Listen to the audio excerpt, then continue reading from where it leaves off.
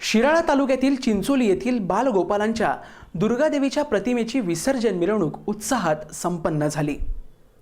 नुकताच सर्वत्र गणेशोत्सव मोठ्या उत्साहाने पार पडला आणि लगेचच दसऱ्याच्या नवरात्रीला दुर्गा मातेच्या मंडळाची प्रतिष्ठापना झाली। मोठ्या भक्तिभावाने दुर्गादेवीची पूजा करण्यात आली।